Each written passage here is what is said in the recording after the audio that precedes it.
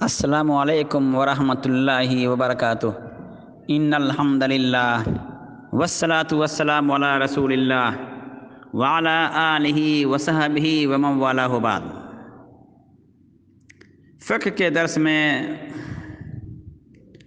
آپ سب کا آج پھر سے استقبال ہے۔ ہم نے اس سے پہلے پانی کا بیان پڑھ لیا ہے، آج سے ہم لوگ نجاستوں کا بیان پڑھیں گے انشاءاللہ۔ تو بسم اللہ الرحمن الرحیم۔ ناپاکی، گندگی، اس کے لیے عربی زبان میں جو شریعت میں استعمال ہوتی ہے، کتاب و سنت میں استعمال ہوتی ہے، اس کے لیے نجاسات کا لفظ استعمال ہوتا ہے۔ نجاسات، یہ نجاستوں کی جمع ہے۔ تو نجاست، گندگی، ناپاکی، پلیدگی، عربی زبان کے اعتبار سے یہ باب سمیہ سے استعمال ہوتا ہے۔ تو گندگی ہر ایسی چیز نجاست ہے جسے عمدہ طبیعت کے لوگ برا مانیں اور اجتناب کی کوشش کریں، جس سے کپڑوں کو لگ جائے تو دھوئیں، اور ہر وہ چیز نجاست مانی جاتی ہے جو پاک نہیں ہوتی ہے، جیسے انسان کا پیشاب پخانا وغیرہ۔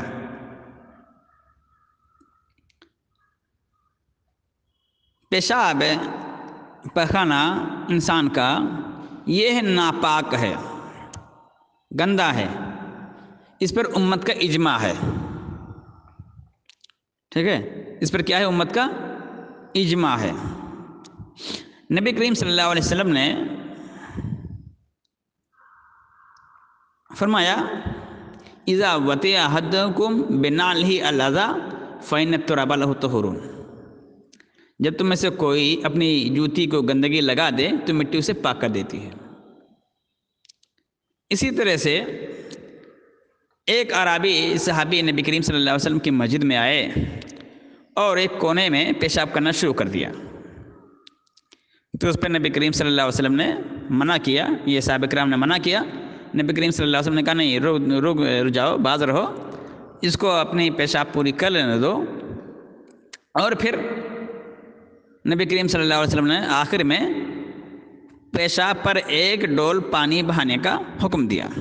اس سے پتہ چلتا ہے کہ پیشاب ناپاک ہے۔ تو انسان کا پیشاب نجس ہے، ناپاک ہے، اور یہ متفق علیہ مسئلہ ہے، اس میں کسی کا اختلاف نہیں ہے۔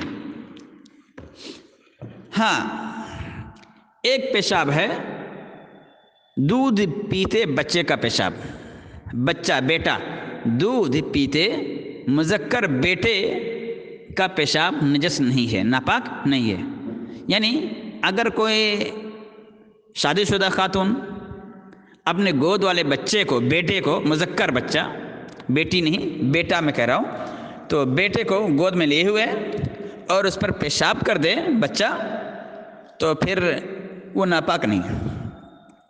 ابو سلمہ رضی اللہ تعالیٰ عنہ سے روایت ہے، نبی کریم صلی اللہ علیہ وسلم نے فرمایا یغسل من بول الجاریۃ ویرش من بول الغلام، کہ لڑکی کے پیشاب سے آلودہ کپڑا دھویا جائے گا، لڑکی کے پیشاب سے آلودہ کپڑا دھویا جائے گا۔ یعنی اگر لڑکی پیشاب کر دے، بچی پیشاب کر دے، چھوٹی بچی، دودھ پیتی بچی، تو کپڑا دھویا جائے گا، اور لڑکے کے پیشاب سے آلودہ کپڑے پر پانی کے چھینٹے مارے جائیں گے۔ تو اس دودھ پیتے بچے کا پیشاب چھوڑا بھی نہیں جائے گا کہ انسان چھوڑ دے مکمل طور پر کہ پیشاب کر دیا اس کے بعد رہے، لیکن صرف چھینٹے مارنا کافی ہے، اس کے لیے دھونا ضروری نہیں ہے۔ تو اس معنی کی کئی روایتیں ہیں۔ علی رضی اللہ تعالیٰ عنہ سے بھی ایک روایت ہے، ام قیس بنت محصن رضی اللہ تعالیٰ عنہ سے بھی اسی معنی میں ایک روایت ہے کہ وہ اپنے ایک بچے کو لے کے آئیں جو بھی کھانا نہیں کھاتا تھا، تو اس بچے نے نبی کریم صلی اللہ علیہ وسلم کے کپڑے پر پیشاب کر دیا، تو آپ نے پانی منگوایا اور اسے چھینٹے مارے، دھویا نہیں۔ تو اس طرح کی روایتیں بے شمار ہیں، کئی ایک ہیں، جن سے پتہ چلتا ہے کہ اگر لڑکا پیشاب کر دے تو اس سے چھینٹے مارنا کافی ہے۔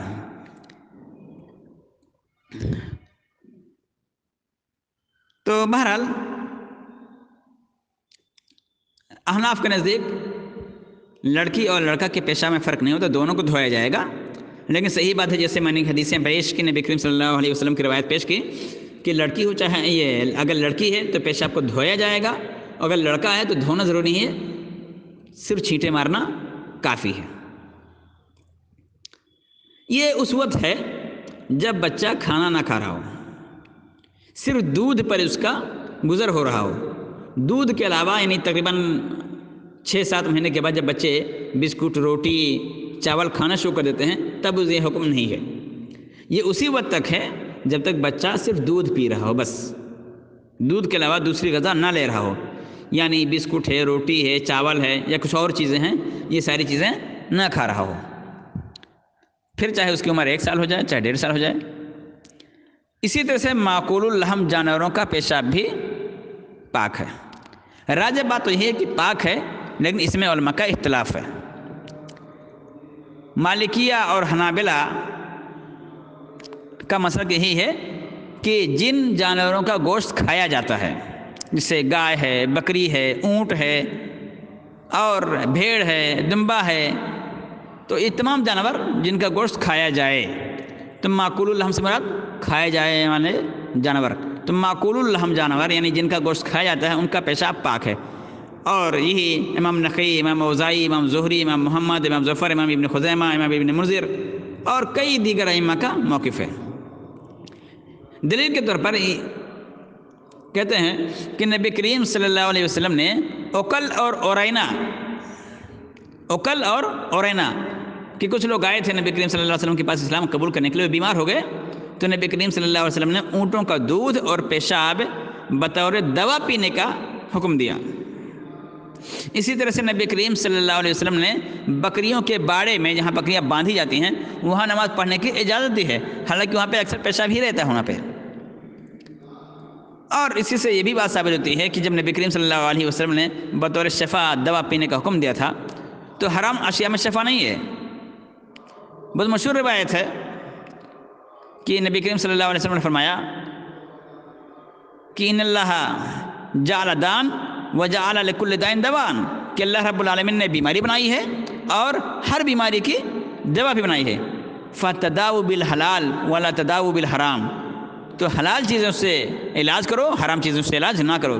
اگر اونٹ کا پیشاب ناپاک ہوتا، حرام ہوتا وہ، تو نبی کریم صلی اللہ علیہ وسلم اس کو بطور دوا استعمال کرنے کی اجازت نہ دیتے۔ یہ بہت واضح روایت ہے، جو لوگ اس میں اگر مگر لگاتے ہیں تو وہ بلا وجہ کے اعتراض کرتے ہیں۔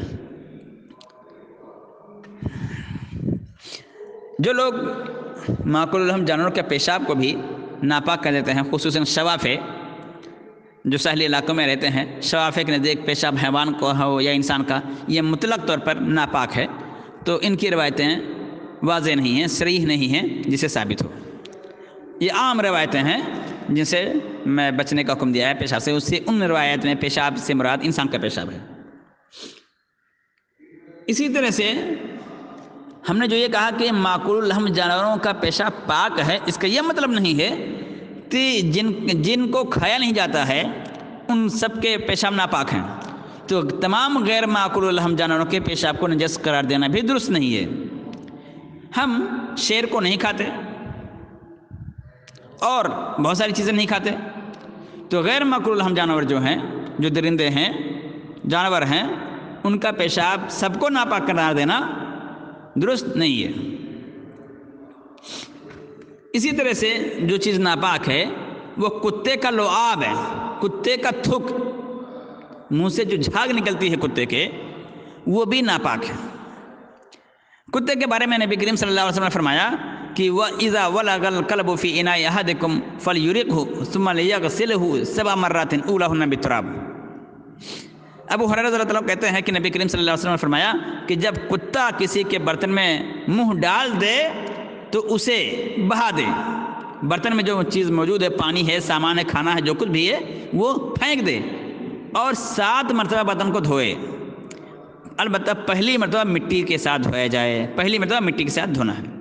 تو یہ کتے کا تھک ہے، کتے کا لعاب ہے، یہ ناپاک ہوتا ہے۔ تو یہ کتا بذات خود بھی ناپاک ہے، اس کا لعاب بھی ناپاک ہے۔ چنانچہ امام شافعی اور امام احمد ابن حنبل وغیرہ کے نزدیک کتا اس سے خارج ہونے والی ہر چیز، لعاب، پسینہ، سب نجس ہے۔ اسی کے ضمن میں ایک بات اور بتا دوں آپ کو کہ اگر کتا بھیگا ہوا ہے، ٹھیک ہے، کتا کیا ہے؟ بھیگا ہوا ہے اور بدن سے ٹکرا جائے تو پھر آپ کا وہ کپڑا اتارنا، جس بدن میں جو مس ہوا ہے، جو ٹچ ہوا ہے، اس کو نکالنا ضروری رہے گا۔ البتہ اگر کتا بھیگا نہیں ہے، خشک ہے، تو پھر اگر کسی کے بدن سے ٹچ کر جائے تو احتیاط کے طور پر دھو لے، لیکن اس کا دھونا واجب نہیں ہے جب کہ اس کا منہ نہ لگ جائے۔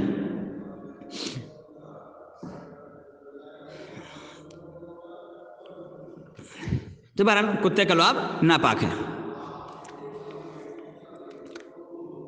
اور میں نے یہ بات بتائی کہ کتا اگر برتن میں منہ ڈال دے تو اس کو 7 مرتبہ دھونا چاہیے، یہ واجب ہے اور یہی صحیح ہے۔ اور پہلی مرتبہ مٹی سے، جہاں پر مٹی نہ ہو، شہری علاقوں میں مٹی کا حصول ناممکن ہوتا تقریباً، وہاں پر علماء نے صابن، ڈیٹال وغیرہ استعمال کرنے کی اجازت دے رکھی ہے۔ تو 7 مرتبہ دھونا چاہیے، 3 مرتبہ نہیں۔ اسی طرح سے گوبر اور حیض کا خون بھی ناپاک ہے۔ گوبر بھی ناپاک ہے اور حیض کا خون۔ گوبر، عبداللہ بن مسعود رضی اللہ تعالیٰ عنہ سے روایت ہے کہ نبی کریم صلی اللہ علیہ وسلم نے ایک مرتبہ قضاء حاجت کے لیے چلے، پھر مجھے حکم دیا کہ میں ان کے لیے 3 پتھر لے کے آ جاؤں۔ تو وہ 2 پتھر لے آئے، تیسرا نہ مل سکا۔ وہ فرماتے ہیں کہ میں مجبوراً گوبر کا خشک ٹکڑا لے آئے، سوکھا گوبر لے آئے۔ تو نبی کریم صلی اللہ علیہ وسلم نے دونوں پتھر لے لیے اور گوبر کے ٹکڑے کو دور پھینک دیا اور کیا کہا؟ انھا رجس، یہ تو خود ناپاک ہے، اس سے ناپاکی دور نہیں ہوگی۔ تو جانوروں کا گوبر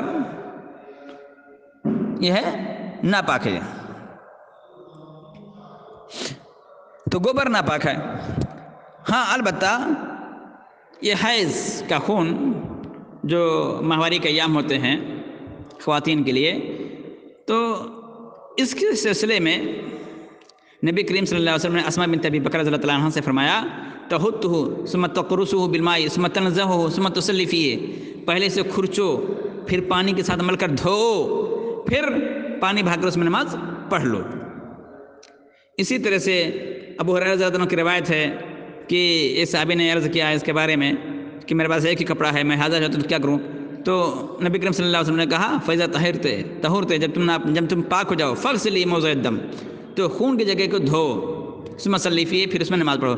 تو حیض کا خون جہاں لگے، کپڑے میں، بدن میں، جہاں کہیں لگے، اس کا دھونا ضروری ہو، حیض کا خون ناپاک ہوتا ہے۔ اگر ایک مسئلہ ہے کہ ایک عورت خون دھو رہی ہے لیکن کپڑے میں داغ لگ گئے، نہیں چھوٹتا ہے، تو نبی کریم صلی اللہ علیہ وسلم نے اس کے بارے میں فرمایا انما یکفیک الماء ولا یضرک اثرہ، پانی سے دھو دینا کافی ہے، پانی اس میں لگ گیا، پانی سے آپ نے رگڑ دیا، دھو دیا، کافی ہے۔ اس کے نشان باقی رہ جائیں تو اس سے کوئی حرج نہیں ہے، نشان سے کچھ نقصان نہیں ہوگا، ٹھیک۔ تو اگر اس کے داغ لگے رہ جائیں اور خود خون نہ رہ جائے تو کوئی حرج نہیں ہے۔ اسی طرح ایک موقع پر نبی کریم صلی اللہ علیہ وسلم نے حیض کے خون کو کھرچنے پھر سے پانی اور بیری کے پتوں کے ساتھ دھونے کا حکم دیا ہے، تو یہ ناپاک ہے۔ حیض کے خون کے علاوہ بقیہ تمام خونوں کے نجس یا ناپاک ہونے کے دلائل بہت زیادہ نہیں ہیں۔ البتہ قرآن مجید میں ہے او دم مسفوحن، تو یہ اس کا کھانا حرام ہے، یہ کھانا کیا ہے؟ حرام ہے، اس کا پینا حرام ہے۔ البتہ خون، عام خون، عادی خون، مطلق خون اگر بدن میں لگ جائے تو کیوں ناپاک ہوتا ہے؟ ایسا نہیں ہے۔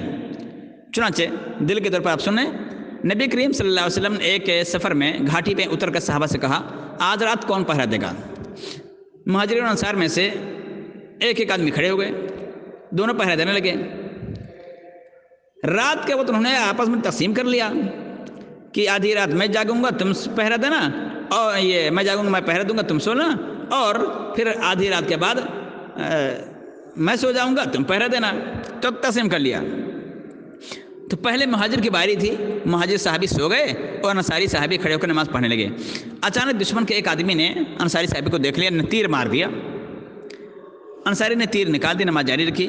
دوسرا تیر مارا، دوسرا بھی تیر نکال دیا، تیسرا تیر مارا، بالآخر اسی طرح سے انہوں نے تیر لگتے رہے اور وہ رکوع سجدے کرتے ہوئے نماز اپنی انہوں نے مکمل کر لی۔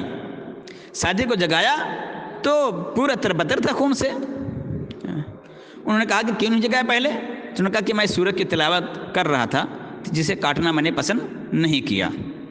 تو اس روایت سے پتہ چلتا ہے کہ نبی کریم صلی اللہ علیہ وسلم نے اس پر نکیر نہیں کی اور یہ نہیں کہا کہ ایسا نہیں ہے کہ تم نے نماز کیوں کر لی۔ تو صحابی کو تیر لگنے کا یہ قصہ یہ مرفوع ہے۔ اگر نبی کریم یہ ناپاک ہوتا یا اس سے وضو ٹوٹ جاتا یا پھر یہ نماز نہ ہوتی تو نبی کریم صلی اللہ علیہ وسلم اس کو بیان کر دیتے۔ تو یہ مطلق خون ناپاک نہیں ہے، نہیں اگر ہاتھ کٹ جائے، کبھی ہنسوا چاقو لگ جائے، کوئی اور سبزی کاٹتے ہوئے لگ جائے تو پھر کپڑے میں، تو اس کپڑے کو دھونا ضروری نہیں ہے۔ یہ الگ مسئلہ ہے کہ آپ داغ کی وجہ سے دھو لیں کہ کپڑے کا داغ لگ جائے گا خون کا تو خراب لگے گا، لیکن ناپاکی کے طور پر دھونا اس کو ضروری نہیں ہے۔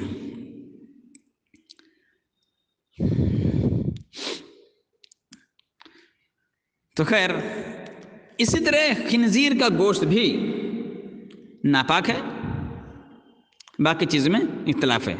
تو آج کے دن میں سے نہیں، باقی مسائل انشاءاللہ ہم اگلے ہفتے بیان کریں گے۔ اللہ تعالیٰ سے دعا اللہ تعالیٰ ہم سب کو شریعت کے مطابق عمل کرنے کے توفیق عطا فرمائے۔ وآخر دعوانا ان الحمد للہ رب العالمین، والسلام علیکم ورحمۃ اللہ وبرکاتہ۔